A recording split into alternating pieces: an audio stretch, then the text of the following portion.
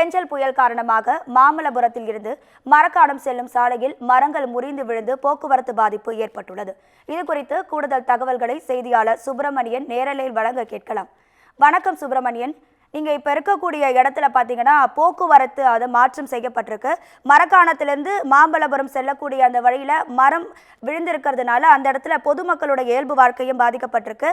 மழை குறித்தான அந்த முன்னெச்சரிக்கை நடவடிக்கையும் தற்போது அங்கே போக்குவரத்து மாற்றம் செய்யக்கூடிய இடங்களை பற்றியும் உங்கள் விரிவான தகவல்களை சொல்லுங்கள்.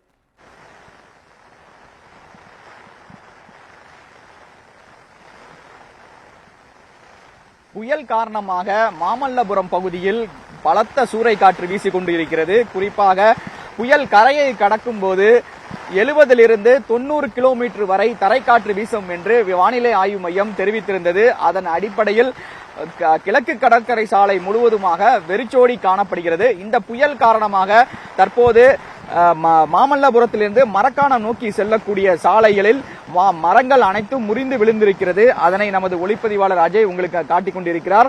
இந்த சாலை முழுவதுமாக இருக்கக்கூடிய மரங்கள் அனைத்தும் முறிந்து விழுந்திருக்க காரணமாக வாகனங்கள் இந்த சாலையில் செல்ல மிகுந்த அவதி அடைந்திருக்கிறார்கள். அது மட்டுமல்லாமல் இந்த மரங்களை அப்புறப்படுத்துவதற்காக எந்த ஒரு முன்னெச்சரிக்கை நடவடிக்கைகளும் மேற்கொள்ளப்படவில்லை. இந்த மரங்களை இடித்து தள்ளிவிட்டு தான் வாகனங்கள் நேரடியாக மாமல்லபுரம் நோக்கி வாகனங்கள் சென்று கொண்டிருக்கிறது. அது மட்டுமல்லாமல் இந்த மாமல்லபுரம் கடற்கரையை ஒட்டி இருக்கக்கூடிய இந்த பகுதி என்பது முதலியார் குப்பம் பகுதி.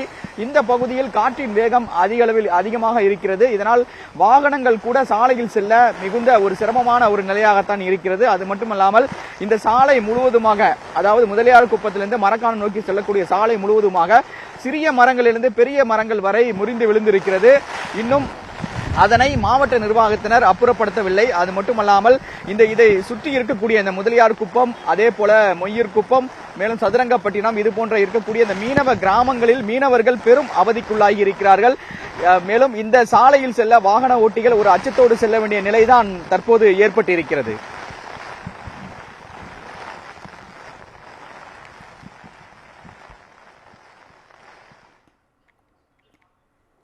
நிச்சயமா சுப்பிரமணி, காட்சிகளில் பார்க்கும் போதே தெரியுது அந்த இடத்துல மரம் எப்படி விழுந்திருக்கு, அந்த போக்குவரத்தும் அந்த இடத்துல எப்படி பாதிக்கப்பட்டிருக்கு அப்படிங்கிறத. தொடர் மழை காரணமாக அந்த இடத்துல அதிகாரிகளும் சரி ஊழியர்களும் சரி வர முடியாத சூழ்நிலை ஏற்பட்டிருக்கிறதால தான் இப்படிப்பட்ட துரித நடவடிக்கைகளை தோல்வி ஏற்பட்டிருக்கு அப்படின்னு சொல்லியிருக்கீங்க.